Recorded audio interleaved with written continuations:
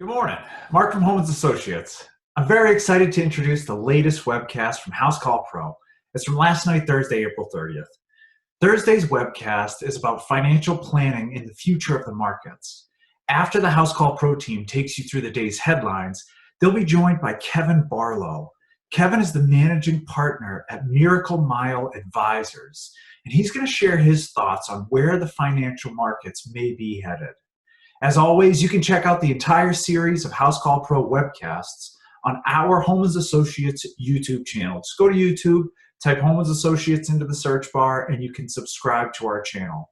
Every Tuesday through Friday, we'll post links to these webcasts on all of our social media pages. That's LinkedIn, Twitter, and Facebook. And then, of course, if you go to our website, we've got links to these videos right at the top of our resources page.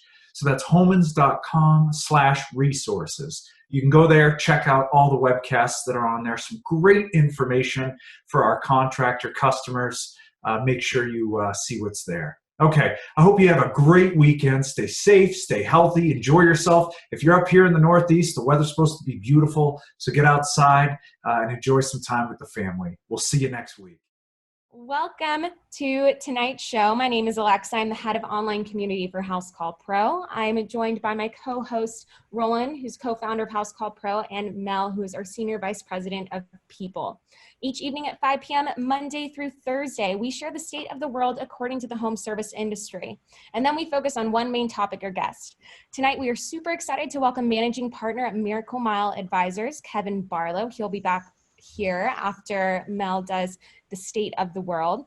If you are wondering where to watch past episodes, we had a killer lineup this week. So if you want to watch any of those past ones, go to our YouTube channel, Housecall Pro, and just type in coronavirus, or there's a playlist up at the top of pre-recorded videos for you from the past 7 weeks.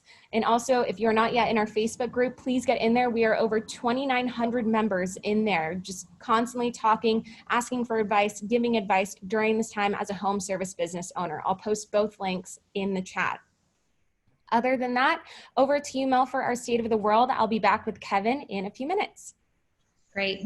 Good evening. Thanks everyone for joining us. I'm Melina Fairley, Senior Vice President of People at Housecall Pro. Please feel free to call me Mel.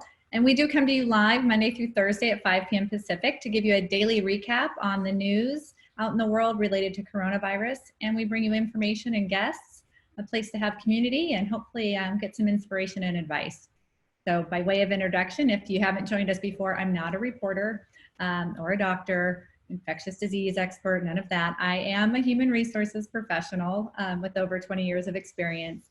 And personally, I'm a homeowner, now working from home, mom of 4 in these strange times, and happy to come to you every night, answer employment questions, and hopefully update you a little bit on the news. So with that, here's your evening update for Thursday, April 30th, 2020.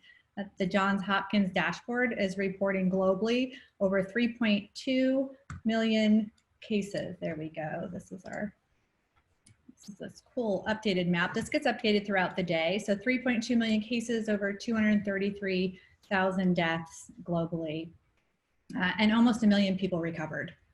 And here in the US, we're measuring 1.06 million cases recorded at this time. There you go. And you'll see there almost 63,000 deaths. And over 125,000 people have recovered. There we go, 126, 122 as of this time. So Johns Hopkins is continuing to monitor the trends in the states that have started to ease social distancing measures. I know we're hearing a lot about that. They said it could be several weeks before effects begin to emerge in the reported data, but we'll keep you posted on that. Overall, the daily incidence or the daily new cases in the US has remained relatively steady since early April. So non-escalation is a good thing. On the economic front, this week, the US Department of Labor announced that an additional 3.8 million new unemployment insurance claims were filed last week. So this is lower than a couple of the other weeks, but the national unemployment total and the unemployment rate both set historical records for the previous week. So almost 18 million individuals and 12.4% respectively. So some incredible numbers. So what does that mean? That means that in total, Americans have filed more than 30 million new unemployment claims over the past 6 weeks. We reported on a poll in March. Well, they've reconducted this poll, NPR, PBS, and Marist, and half of the respondents reported that someone in their household has lost their job or had their hours decreased. So half of the people polled, and that was more than double the percentage that we saw when the poll was conducted in March. So the unemployment situation continues to be troubling. We are seeing states opening soon, as I mentioned earlier. So in those states, for example, Iowa and Oklahoma, some of these states are issuing early warnings to laid off or furloughed workers, indicating that they need to return to their jobs if they're asked to do so, or risk losing those unemployment benefits. Yeah, we've seen some of our pros in the coronavirus group and the Housecall Pro group just say, hey, my employee doesn't want to come back because Right. they're making more money on unemployment than what I was willing to pay them. But it sounds like what at least Iowa and Oklahoma are starting to do, or to let people know, is that there is that risk that they might lose those benefits. Right. So those increase in benefits were the $2 trillion in the congressional coronavirus relief package that was signed in March. So those added $600 to the weekly unemployment benefit checks from the federal government to out of work Americans. And this is what has business owners concerned. This is what has some of our pros concerned, because in some examples, people might be making as much or more on unemployment. So in Iowa, for example, state officials have actually posted a public call for companies to get in touch if any employee refuses to return to work. And that's especially significant in Iowa because we reported earlier in the week that President Trump signed an executive order Tuesday that could result in meat processing plants staying open, of which Iowa has some. And in general, states have the legal right to revoke benefits if unemployed Americans are offered jobs comparable to their past positions yet decline to take them, and that's been the standard always in unemployment. And recently, the U.S. Department of Labor did affirm that, quote, barring unusual circumstances, a request that a furloughed employee return to his or her job very likely constitutes an offer of suitable employment that the employee must accept. So there's certainly debate out there on this topic right now, and I know lots of our folks are experiencing this. Tennessee also came out, for example, and said it may potentially disqualify claimants from receiving unemployment benefits if workers who are temporarily laid off turn down an opportunity to retake their jobs. So we'll be watching this closely. I know this is getting a lot of conversation in our Facebook group as well. Alexa?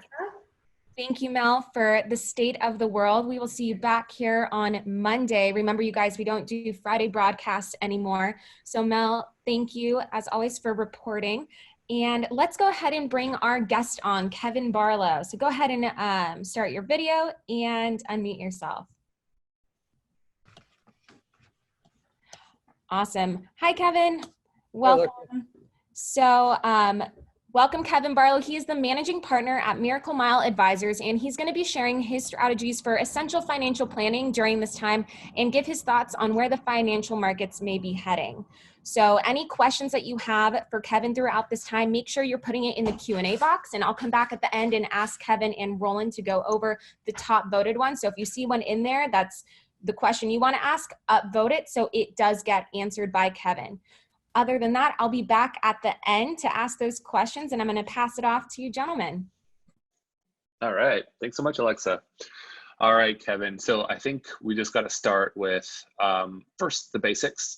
Maybe if you could just walk us through what's happening with just the economy in general, and things that you're seeing. Obviously, our pros are feeling a certain thing, but what are you seeing on your end, and what are you kind of advising and talking to your clients about? Yeah, the GDP number came out earlier this week with an annualized loss of 4.8%, which means that, over the course of the next year, they're expecting the economy to shrink by 4.8% based on what occurred last quarter. Estimates for next quarter are anywhere from negative 12% to negative 36% annualized. And that's a 4-quarter number. So that means that the growth next quarter would be between negative 3% and negative 9%. So that's a pretty big drop. To put that in perspective, in 2008, the economy only dropped at 8% annualized. And the biggest reason for that has been the shutdown of businesses and the resulting unemployment. So Mel mentioned a lot of those numbers, but 30 million people unemployed is a big number, and the government's doing a lot to try to alleviate that in the short term. but there's both short-term and long-term effects there. Yeah, and obviously, the government has passed a bunch of bills in which we're going to kind of dissect some of the ones that you pros should be either taking advantage and at the very least no. We've talked a lot about PPP and EIDL loans out there, and with 1 in 5, 1 in 4 here in San Diego people unemployed. Do you think the Fed's response has been adequate? Do they need to do more? Do they need to do less? Like, what are you kind of seeing out there, and how do you feel about it? Yeah, the Fed's response has been to flood the economy with liquidity, both the Federal Reserve and the Treasury and Congress. And that really came because they kind of learned their lesson in 2008 and 2009. If you remember back then, there were a bunch of congressional votes where they decided not to pass stimulus packages, and the stock market dropped and the economy dropped following that. So they're sort of on the other end right now of flooding the economy with money, with the hopes that gets us through the next 3 or 6 months and everything returns to normal. The stock market, tends to move ahead of the economy.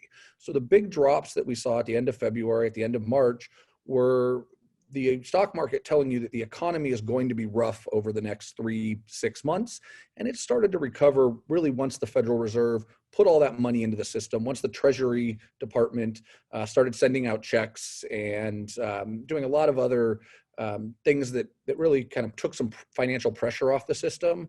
Their objective is that because this isn't a financial crisis, it's more of an event-driven recession, with the coronavirus being the cause of it, if we can get through the next 3 months or 6 months, there's no one's quite sure on the exact time, by helping people that have been laid off, by putting money out in the system, by lowering lending standards, by paying people not to lay people off, then the system will revert. And the stock market's response has been very positive to that, going back to the last 5 weeks since March 23rd.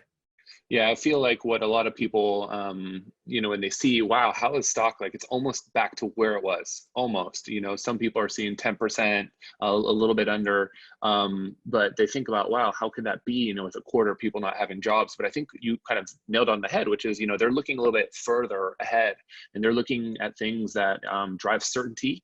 Obviously, because it's events driven, maybe a vaccine would actually put everyone back to work, given we could get enough of them out there. So they're reacting to a lot of this kind of news. What are some things that our pros should be looking for in terms of signals from the stock market that they can apply maybe in the short term, maybe even for their business? I think one of the things that they may want to look at is, what's happening to the broader market. When we talk about the stock market, 5 companies make up almost 20% of the S&P 500, and the top 500 companies have done very well. But if you start to look at the smaller companies, their losses have been almost double what the big companies have. And if you kind of extrapolate that to small businesses, the pressure of what's occurred really has been on the small business owner, the smaller companies, and it's been the big companies that have come through.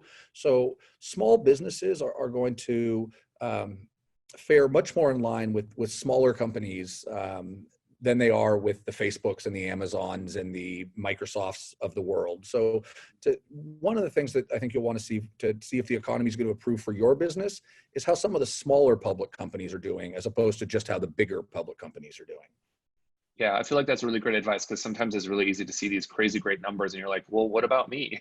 And then you often think about, okay, well, what else is out there? What stocks are not doing good? At some point, I want to dive into tonight just a couple of different things. Just, what are strategies for everybody that they should be thinking about from their financial perspective? And then for some of our pros that are watching today, that have never invested before, what are some ideas, given kind of the state where things are, is now the time to invest? And then for people that already have some investments out there, what do they need to do to optimize kind of their existing portfolios and what they should be thinking about?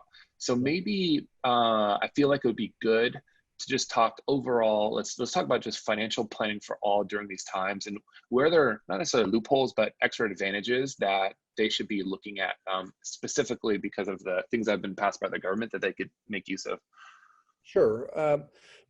There could be advantages to your future investing to have a year where your business income may be lower. You can qualify for things like a Roth IRA, where maybe you hadn't qualified in the past, and you can invest money that will be tax deferred for the future, and there are income caps on that. So for people who've had successful businesses, but this may be a year that is off for obvious reasons, they can invest in a Roth IRA, and that can help grow their business over time, or grow their portfolio over time.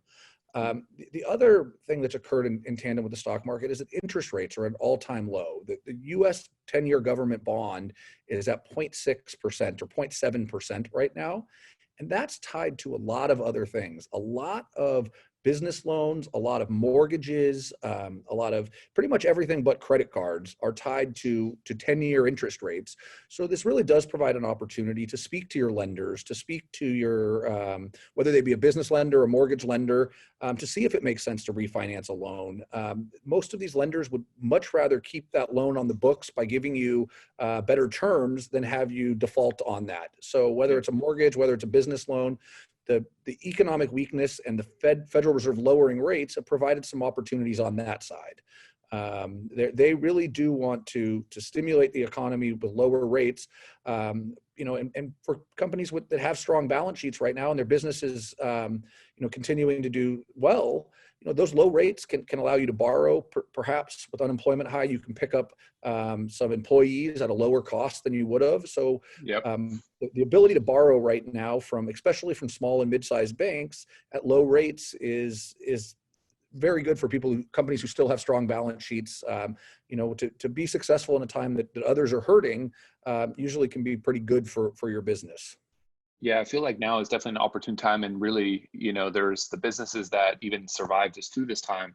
They're going to be rewarded because there's going to be the same, if not more, demand and less supply. If you think of yourself as a supplier, so typically what that means is higher prices, and you can charge more, and you're going to feel overwhelmed with a lot more jobs than maybe you'd be accustomed to. In which case, you should price yourself accordingly to the market, not necessarily gouge, but to the market, and take advantage of that. But I think those just the low rates, just in general, obviously the PPP has an ultra low rate if you end up not using all of it entirely, and not for the payment protection side of things, but for the other things. Obviously with the EIDL2, it's also still a very low rate, and it's over 30 years you have to pay that back. So it's pretty much at the rate of inflation. So it's kind of free money for the next 30 years. What are some tactics that you think would serve our pros well? How do they, which banks, if they don't already have an established relationship with a bank, or maybe they've gotten denied by their big bank, their Chase, their Wells Fargo, their B of A, do you have any advice on what and how they should be kind of choosing their bank? Where do they get this? Yeah, I think we've gone to a world that's far more technological, and you can do a lot of your banking online. And when times are good, it didn't matter if you were with one of the top 5 big banks or your local bank. But I think this has really proven that banking relationships still matter.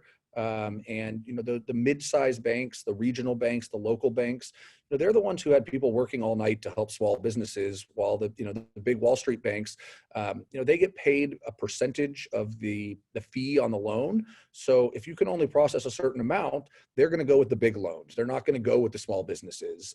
Whereas your more regional bank, your more local bank, they're invested in that relationship. They're going to help you much more with payment terms. You've seen some of the bad press about, Wells Fargo shutting off a lot of their customers, JP Morgan only going with their big customers. But you've seen a lot of good press about, regional banks, the bank that may have 10 or 20 branches. But, the loan officer knows who you are. The loan officer knows your business, and, they're a part of the community. Those type of banks have come through a lot more for their clients in the last, call it 6 weeks than the big banks have. So I think, the technological world, relationships still matter, and knowing the person that is on the other end of that loan is still valuable. And I know there's a lot of apps you can get loans from and those type of things, but when things go wrong, it's good to have that person there that's going to, cut you a little slack and help you try to get through that. So I think the small and medium-sized banks are a great place to have those banking relationships. Yeah, and I think just one small tip for our pros here that they might not realize is just because, let's say I live in San Diego, I don't necessarily have to go to San Diego Credit Union. I could actually go contact a credit union even in a different county. There's not, you can't, it's not just based on where you live. You're still going to get a person's phone number on the other side. You're still going to be able to build a relationship there too. So think about that. You're not just only related or tied to the ones that are exactly in your community. You can go outside it. Just take a look at them. The small, the mid-size, those relationships matter, and maybe they'll do that, the good thing and push your application through a little quicker, or give you the slack like you just mentioned, because they know you a little bit. Let's jump a little bit into kind of the financial planning for all here. The CARES Act that passed, it's going to give a couple extra things that normally you couldn't do. Specifically, when it comes to pulling out some money on the personal side of things. What are some things that kind of you're seeing and that you're advising some of your clients in terms of tips and advice there? Yeah, if you're seeing kind of a short-term hit in your business, and I know some people mentioned they have 401ks, but also IRAs. We never recommend taking money out of your retirement accounts and kind of stealing from the future, but they have made that penalty free. So if you're having a tough year and your income's going to be low, that is a place you can go. With IRAs, also, you can borrow the money out of your IRA. And you have 60 days to pay it back. So if you have a job that's being completed and you're going to get paid on June 1st and you need money, one time per year you can take out an IRA. And 401ks also can be a very good lending source, because if you have a 401k, you're paying the interest back to yourself instead of to someone else. So long term, it's not something that you want to be using, for long-term loans, but for short-term loans, most 401k plans have a provision that allow you to, borrow money for 90 days or 180 days and pay the interest back to yourself, as opposed to paying that interest to a high interest rate credit card or something of that nature. And in most cases, from a financial planning perspective, you do want to try to avoid credit card debt, which, right now, the average rate on credit cards is 18 times the average rate on a 10-year treasury. And it's, probably close to 100 times what it is on your savings account. So, trying to avoid those credit card balances can be, really good in times like this as well. Yeah, I feel like that's a good tip. And obviously, with the times that they are now, if you are looking to capitalize and maybe someone's selling their business or looking to get out and you need access to some cash quick, if you think you can return that better than you can catch the returns on the back end of whatever you invested in it, you have an opportunity there to put that to work pretty quick. Because, like you said earlier too, there's employees that are going to be out there looking for jobs as soon as things come back that might not have a job to return back to. And if you can soup up some good employees, even if you need a little extra buffer, those returns are probably going to pay off here as things start to kind of turn around. So don't forget about those for sure. Let's talk a little bit about just the taxes, just in general. Obviously, I know the original time has passed now by 2 weeks. But what do you think about the new extension? Are there any, besides the obvious not having to pay till later, are there any other things that are in there that you think our pros should take advantage of? Well, the new deadline is July 15th, both for the federal government and for, I believe, every state. I know it is here in California. But that doesn't mean you have to do that. If you were paying quarterly taxes last year and you're due a refund, you can go out and get that refund right now. You don't have to wait to get it. On the other hand, if you owe money, you can put that off for 3 months. So it's giving you a little bit of optionality in terms of when you file your taxes and when you either pay or get your refund. And there's no interest accumulating all the way until July 15th. And, July is going to be a pretty critical month here. That's something they may push back as well. So you want to, pay attention with your accountant there.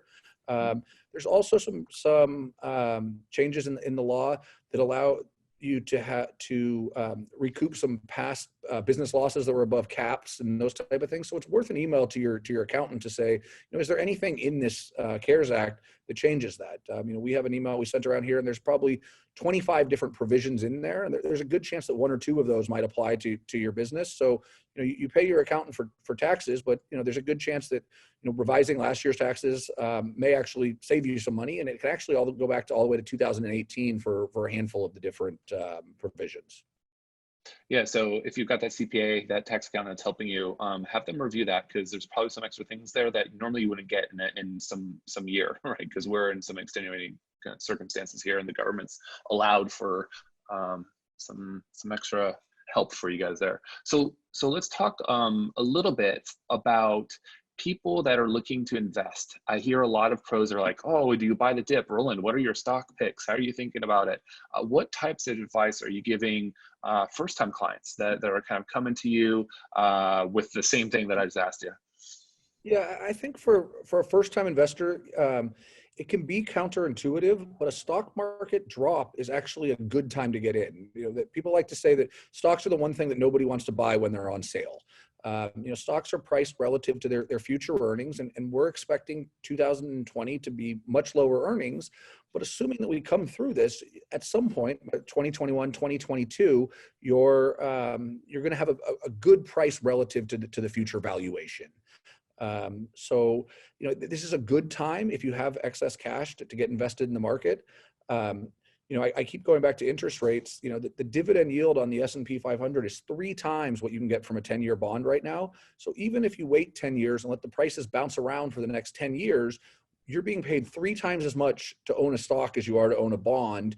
And we're believers that the U.S. economy is resilient and that stocks will be worth more 10 years from now. I can't tell you if they're going to be worth more 10 days from now or 6 months from now, but we're big believers that, a few years out to 5 to 10 years out, stocks are going to be worth more because stocks are the profits of U.S. companies. So, when people go to work and make money and do that for big corporations, that increases the value of your stock. We often think of stocks as a ticker symbol and a red or a green number, but they really are a claim on the future profits of that company.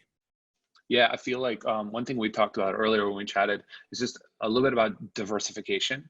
And for a lot of our pros here, almost the entirety or most of their net worth is between 2 things, their home and their business. And so in this case, as there is some uncertainty in business and there is some risk, maybe now is the right time to start thinking about diversification and really just betting on something more than just yourself, but just betting on the US in general. So and betting on yourself is the best way to create wealth. Yeah. But to grow wealth that you already have, to have diversification and to have a broad exposure to the U.S. economy or to the global economy is a good way to take away a lot of that risk. If you run your business very well, you are going to make more money from your business than you are from your investment portfolio. There's no doubt about that. But there are going to be hiccups that affect your business more directly than they affect the overall U.S. economy. And if you have a portion of your net worth or a portion of your assets, in the U.S. economy as a whole, you're not susceptible to things that occur only hurt one business or one industry. So for business owners, we very often suggest owning assets that are different than their own business. So if your business is highly susceptible to the economy or highly susceptible to the technology industry, then it may make sense to own different assets that aren't susceptible to the technology industry. And we tend to look at broad ETFs and index funds where you can get exposure to 500 companies or 1,000 companies at the same time. And when you do that, you're really betting on the future of U.S. business as opposed to any one company. And you can keep that specific bet for yourself and your own business. So when you're talking about index funds and ETFs, what is the general description of what those are for those that maybe haven't heard of them, and maybe 1 or 2 examples that are the most common ones? Sure. The most common is the S&P 500. And the S&P 500 is, you can buy that as an ETF or as an index fund. And what that means is you own shares of all 500 of the biggest public companies in America. So you really are owning the American economy. You can do that in different ways, but you can also own something like a technology ETF. And when you do that, you're owning the 100 biggest technology companies in America. So you're betting on the technology industry. You can do that with financials. You can do that with energy. You can do that with small companies, big companies.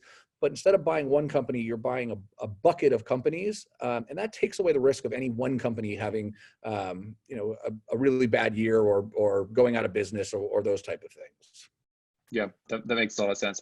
So obviously for people that have existing portfolios, let's talk a little bit about kind of the risk and reward versus, on these large cap companies. So like, the big ones you'll hear about all day long on the TV, maybe mid cap and small cap. What are some things that, for people that already have some money in the stock market right now that either still have money in there or took it out, what should they be thinking about? Yeah, the one certainty moving forward is that there's going to be uncertainty. So the companies that tend to do best with uncertainty, and our company's bias right now is toward larger companies. Larger companies are the ones who still have access to the bond market. They still have access to loans. They have enough capital that they're picking up talent from smaller companies who are laying people off. So the larger companies is an area we think there's a better risk-adjusted return. When the stock market went down in March, the larger companies only went down about half as much as the smaller companies. On a global basis, we still think the US is the less risky place. We have a more dynamic economy. We have less regulations. We really do have an ability to grow business wealth here in a way that is stronger than across a lot of other places in the world. And when you invest in emerging markets and those type of places, you take on a lot of risk. In emerging markets, for things like China or Brazil or India, you take on a lot of risk in these type of situations. The US dollar still is the world's currency. So when you're invested in US companies, you tend to have a lot more stability because of their size and their strength and their global relationships. Yeah, I think that's important for people just to realize on that. Kind of on that note, I feel pretty strongly that everyone should know the kind of the basics is that in the long time horizon, you almost can't make a bad bet, especially if you're doing what you're saying, because it's just a matter of time, even if there is short-term uncertainty. Yeah, and I think we sent over the chart that I think is on the post on the website. The U.S. stock market is very resilient. It over long periods of time, it tends to average about 6.5% to 7% above inflation, and that doesn't sound like an amazing number. But if you're getting a 7% return, it means you're doubling your money every 10 years. So if you're looking at returns of 7 to 10%, you're doubling those assets every 7 to 10 years. So it's not quite as fun as buying one stock and watching it double overnight. But when you buy that broad market, you really have the ability to double your money over those type of time periods. And for someone who might have 25 years till retirement, that may mean that money could be 6 times the size by the time it's there 25 years ago. And that's been resilient through the Great Depression, World War II, Vietnam War, Cuban Missile Crisis, all of those different type of things. The stock market still really had that ability to compound wealth. And that's because it's people going to work and making profits for businesses. Yeah. So I think one thing we talked about on our pre-call here is a little bit about how, pros and investors that have existing portfolios, you really should be focusing on companies that have strong balance sheets and income statements. Why is that? And maybe are there some that you can provide kind of as like a barometer, as an example of what you're talking about? Yeah, I mean, we really like quality companies. Quality companies are defined as ones that have strong balance sheets. If you have a very strong balance sheet, you tend to see opportunity when others are seeing threats. You tend to have much more consistent businesses. And the way we think about that is if your family could only own one business and they had to own it for the next 3 generations, and it was the only business they could ever own, you'd want a company that had a lot of cash on the balance sheet. You'd want a company that, you wouldn't want a company that made 50% earnings one year and negative 50 the next. You'd want a company that made 10% each year. So you want these kind of consistent type of earnings. We like companies that generate a lot of cash flow because companies that generate cash flow tend to be companies that are going to do just fine during downtimes. There are always kind of examples of quality companies. The most kind of standard one is a company like Johnson & Johnson. People are still buying diapers. People are still buying toothpaste. People are still buying medical supplies. They may not be going out and investing in a new technology system or a new, taking out new loans from the bank, but they're going to buy those essentials. So there's an area of the market called consumer staples, and companies like Clorox and Walmart and Costco and Johnson & Johnson tend to be stalwarts of the American economy and continue to do well, whether it's in great times or in bad times. A lot of the big technology companies now that we didn't think that about 20 years ago now really have strong balance sheets. Apple has billions of dollars of cash on its balance sheet. Microsoft does as well. So those big stalwart type companies are going to tend to be the ones that hold up the best, and you don't risk losing your permanent capital. If a stock goes down 30%, chances are you're going to get your money back. If a stock goes bankrupt, you're not. So we tend to try to avoid companies that have high leverage or a lot of debt, because companies that have a lot of debt have a higher likelihood of going bankrupt. Yep. And I think you can largely avoid those ones too by diversifying. So when you're looking at, these ETFs, don't really go down the leverage route unless you really know what you're doing, but just standard ETFs, and you can do that by looking at, the consumer, well, depends on what you want to get. Don't want to give too many stock advice kind of ideas here. But take a look around and make bets that are not your own. So let's talk a little bit about timing the market. I know everyone's always like, all right, is this the bottom? When do I got my cash saved up, I'm ready to go in. What's your advice? Is this, when do you think is the right time to throw it all in on black, or when, like, what do you think is the best way that people should be thinking about it? So I think the best advice I've read recently on that is don't try to make one great decision, meaning sell at the top or buy at the bottom. Try to make a number of small good decisions. So when times feel really bad and the stock market's down 20%, that's a good time to put a little bit more in. When times feel really euphoric and the stock market's up a lot, it's hard to do, but that's a time you want to pare back. But you want to do that with small percentages of your portfolio. You don't want to go all in or all out. The people that tend to get in the most trouble are the ones who get very fearful when the market drops and they pull everything out, and then they end up getting back in at higher prices, and there was an opportunity cost to that. They lost money by not losing money because they lost those gains when things bounced back. So we tend to try to make a lot of small, good decisions as opposed to trying to think you're smarter than the market. There are a lot of really smart people that do this in and out every day, and even they get humiliated and prove that they're not smarter than the market on a day-to-day basis. So there's no one out there that's ever proven to be able to get those timing decisions right time after time after time. Maybe you get lucky once or twice, but if you try it 10 times, the chances of getting it right 8 times are very low. Yeah, and humans are really good at remembering that one time and thinking that one time will always happen. So you're like, I remember I'm a genius. I picked the right stock at the right time. You just got lucky. For myself, I just make sure that when I'm thinking about this, it's just how can I make it as non-emotional as possible and just set a day, and every single day put in this much, or every single week, or every single month. And that way, irrespective of what it is, it just happens to be the first, or it happens to be, twice per month, and money just goes in. And at some point, you're just going to dollar average it out.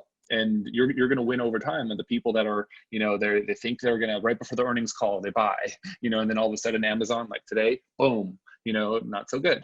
And you could see everyone buy it right to the top. And then earnings came through, you lose a nice chunk. So by doing it this way and being non-emotional about it, you actually will come out far, far, far more ahead. And that's one of the ways an advisor can help you, is that an advisor is less emotional about your money than you are. That's a good, that's a good. And also, good advisors too make more money when you make more money. So the incentives are aligned, and they know that by being emotional, they won't make as much money. So that makes a lot of sense. So let's talk a little bit about, we talked a little bit about the 529 savings plan, and maybe we talk a little bit about, tax loss harvesting sounds complicated, but there's some basics to it that I think people should just kind of consider. So what are those two things?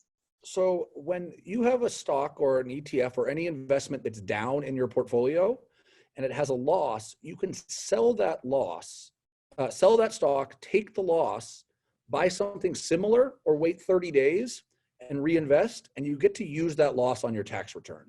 So you can use up to $3,000 every year on your tax return. So if you're in a high tax bracket or a high state, it's a free, $1,000 to $1,500 a year, simply by doing that and setting it against your income when you have an investment that's a loss.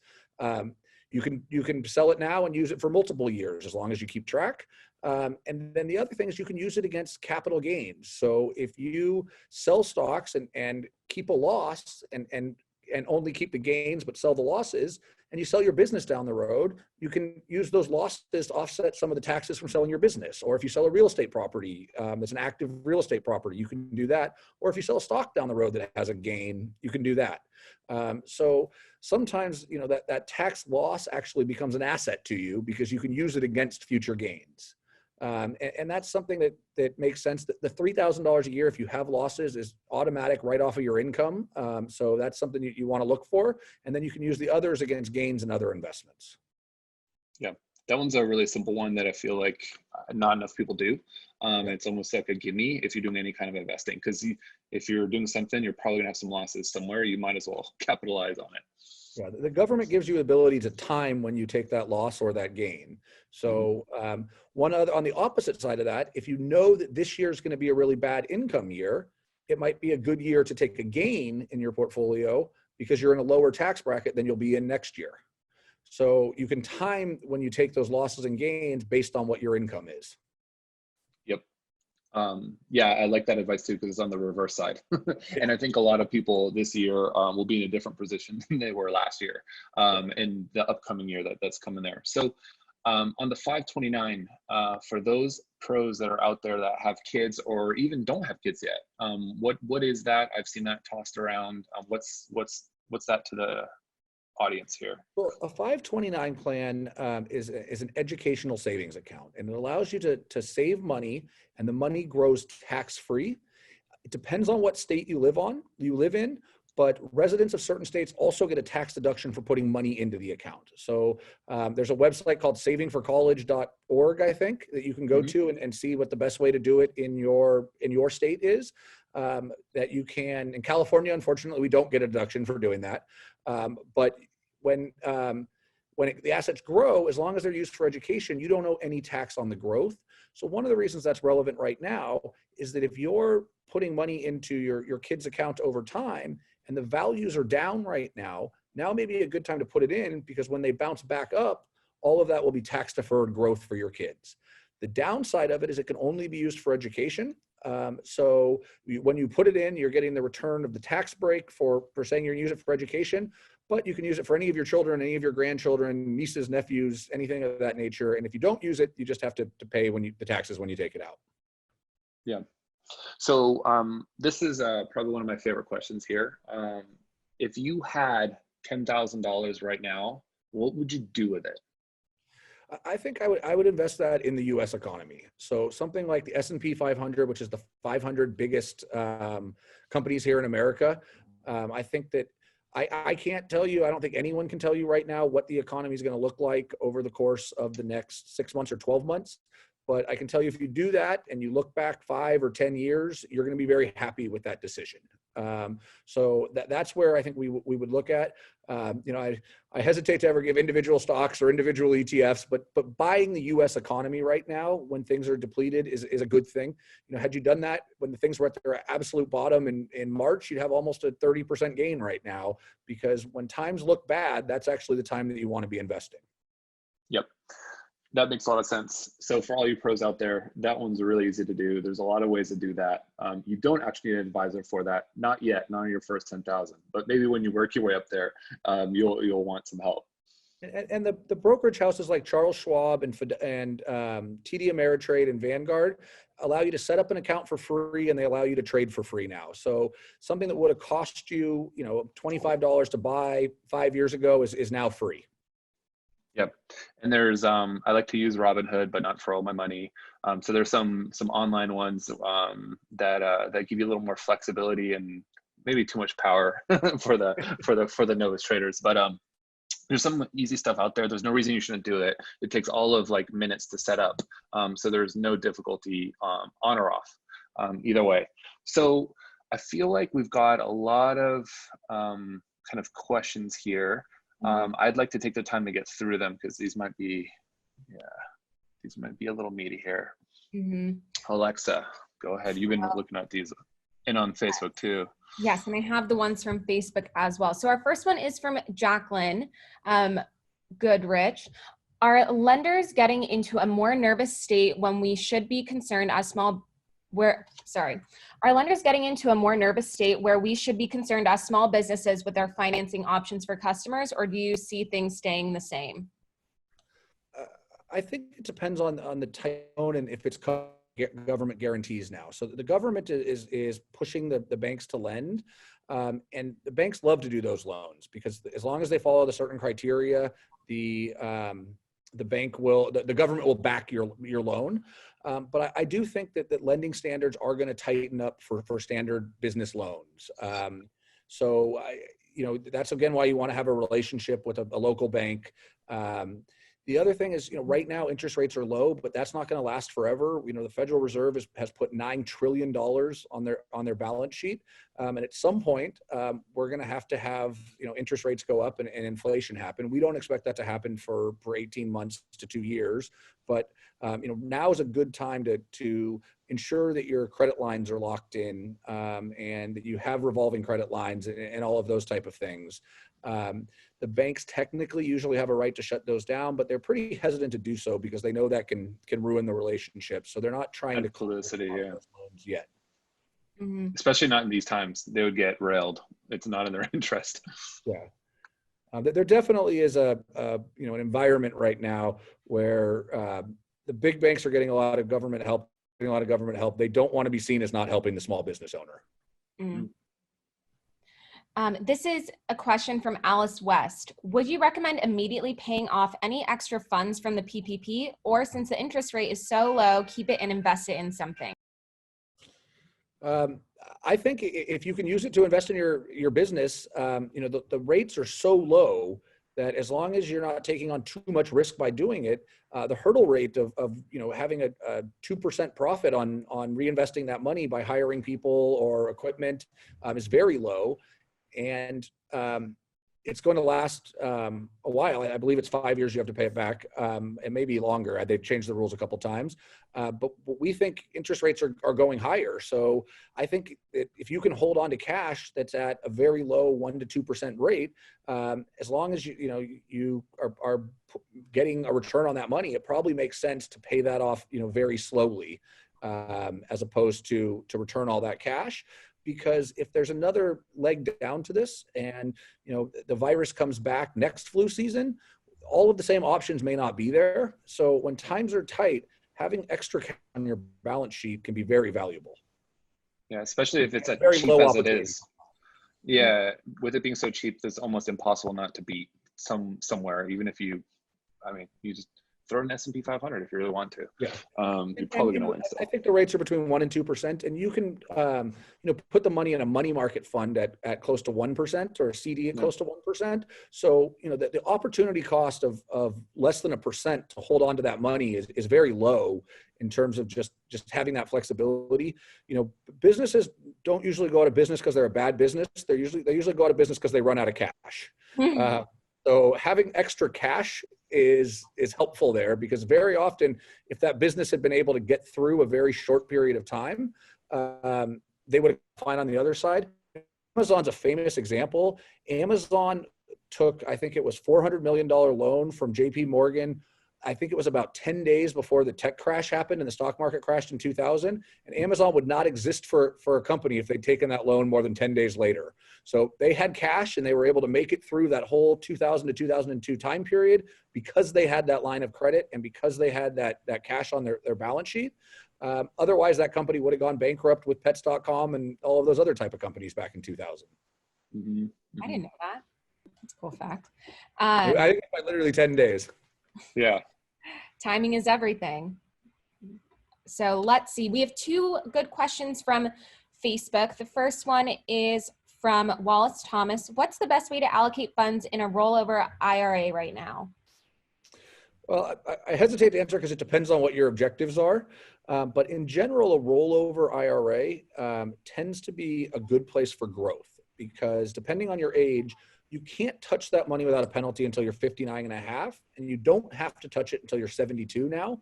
So, no one likes to see their balance go down, but in a rollover IRA, it's money that you're not going to be using. So you have the ability to have it go up and down. So we would tend to say that for someone who has a time horizon of over 10 years, it makes sense to have a lot of stocks in that portfolio, as opposed to low interest bonds or cash, because you don't need that money next year. It's not going to be money that you can put back into your business. It's not going to be money that you can buy a house with. It's not going to be money that you can use for a vacation. So you have that ability for it to go up and down. So we tend to think that IRAs in general, a better place to take risk in your, because you have a longer time horizon with them. So again, kind of broad market, take some risk and live with the ups and the downs. But don't take too much risk that if it goes down, you feel you need to sell it. So, you want to invest it for the long term and, Fidelity has a great study that they can tell how often you log into your account. And for people who log in every day, they're happy 53% of the time. For people who log in once every 10 years, 98% of them are happy. So try to resist checking the balance and just, look at it once every 10 years and invest for the future in your rollover IRA, assuming that you have at least 10 years until you're 59 and a half. That's actually really good advice. And then our last one, I know for sure I can ask. I'm not sure about the combining of the last three. Kevin, you can take a look in the Q&A and see if it's something that you are able to answer. But our one from Megan Luthford from Facebook, for the 529, should I have one for each kid or just one combined? You do want to have one for each kid. They do have specific beneficiaries attached to them. But if one of the kids doesn't go to college, you can always transfer it from one kid's name to the other name. So, you tend to want to have, a monthly deposit for each one of the kids based on kind of their age and how far away they are from college, because that money's under their name and dedicated for that. But do know that you can move it from one to the other and change the beneficiary if you need to. So you don't have to force them to use it. You can put it somewhere else. If one's the good kid and one's the bad kid, you can move it from the good kid to the bad kid, or bad kid to the good kid, other way around. And then if Kevin, you can pop open the Q&A as a panelist. The last three questions are all within the same theme, and I'm not sure if we're the extent in which we're able to ask those, because it's more suggestion based. I can kind of go through it on a kind of a big picture level. With small public companies, we tend to think that with large companies, there's enough information out there that you can, if you have a large enough portfolio, you can create some value by picking individual companies. With smaller companies, when we invest, we tend to want to buy those in a bucket. Because any one small company can get hit by something in the economy. So we don't tend to suggest buying small companies as by individual small companies. Now, if it's a company if it's a company that someone works for, and those type of things, then maybe it's something that you want to take a look at.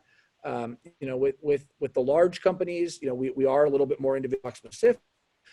But you typically don't want to start buying individual stocks until your account is, over $100,000 and you can diversify it. There's a lot of research, that shows if you're going to buy individual stocks, you want to buy at least 35 individual stocks or 40 individual stocks so that you're not susceptible to an Enron or to a Bear Stearns or those type of things.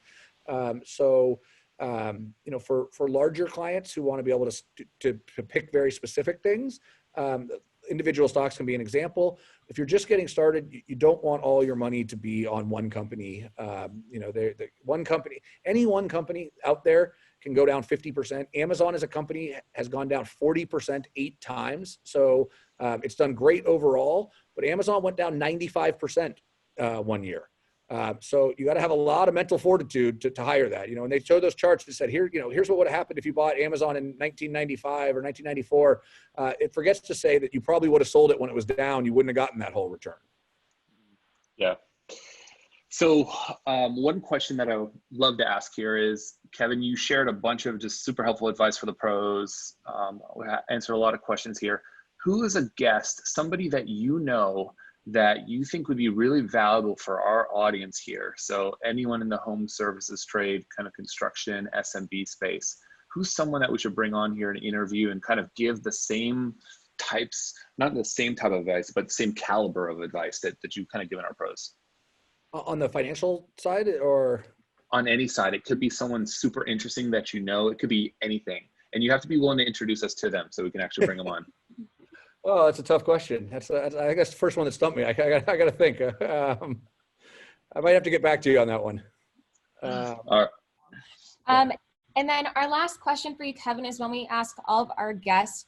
So as Roland said, you've dropped a lot of knowledge on our pros tonight. If you have one piece of advice for them to take out of this and one action that they should take tomorrow morning, what would it be?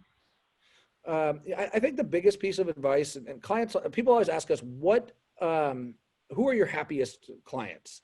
And the very simple answer is people who spend less money than they make. And it doesn't matter if you make, $1 million a year and you spend 1.2 million, you're constantly stressed and unhappy, or if you make 30,000 and you spend 20,000, you're in a pretty good mental place. So the advice that goes along with that is I would look at your personal life very similar to how you look at your business life, with a balance sheet and an income statement and an idea of where your inflows come and where your expenses are, and what your profit margin is, which is how much more money you bring in than you spend. And you want to look at it as your balance sheet. What are your assets? Are they your home, your business, your stocks, your CDs, your bank account, versus what are your liabilities, your mortgage, your credit card debt, all of those type of things. And you want to position yourself so that your assets are more than your liabilities, so that you have a positive net worth, the same way that you want to do that with the business. That's great advice. And so and I thought of an answer, and I'll say this because my wife's watching. Yeah. I think you can interview an educator about how to take stress off at home for all your pros who have kids at home, and they or their family are trying to do their own job and at the same time teach third grade at their house. So I'd recommend my wife or someone from her school that can talk to you about best tips for keeping your children happy while you're trying to keep your business alive. That's a really good one. Yeah, we got a lot of people saying chat. Yes. I'll put you in touch there. Awesome. And before we let you go, Kevin, where we are coming out with a blog post with Kevin. It'll probably be released tomorrow or beginning of next week, and we'll send it out to all of you. It'll be available on the housecallpro.com/coronavirus resources. But for now, Kevin, if pros are interested in reaching out to you, or where can they find you online? So the company name is Miracle Mile Advisors. We tend to work with existing investors, but we're happy to answer questions. And I think my personal email address will be on the blog that goes out. It's Kevin K. Barlow at miraclemileadvisors.com. And we tend to work with business owners and professionals to help them create both a financial plan and a investment strategy that works for them. And then the other thing we do a lot of work on as well, Roland mentioned that there's some of the pros here that are in kind of multi-generational businesses. We do a lot of work with estate planning and succession planning for people who are looking to sell their business or transition it to family members or the next generation of the business. Now can be a great time to do that, because if you have a year where your revenues are down and you're trying to transition the business to your kids, you can do that at a discounted rate and still get a loan back from your kids. So we do a lot of work with that as well for kind of larger business owners. Awesome. So I just threw that information in the chat. I also put it in the Facebook thread. Other than that, thank you, Kevin. I want to go over, you feel free to stick around, or you can cut your video and we'll let you know when the blog post is sent out and you guys can get a hold of Kevin. But I want to talk about two things: our schedule for next week, and then the postcard deal. So let's first talk about postcards. So as you know, at the beginning of April, we made all postcards in Housecall Pro 50% off.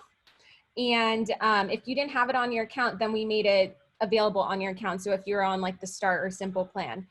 So we're actually extending that all the way through May. So make sure to take advantage of those. Roland, Natalie, myself, we did a whole evening update on this and how to do these postcards. There's an incredible suite of graphics and postcard templates in there for you. So continue to take advantage of those if you have been. I've seen some people who've even posted in the chat saying that they've gotten jobs out of the postcards that they're sending. So make sure you're taking advantage of those all through May. It's spring cleaning time.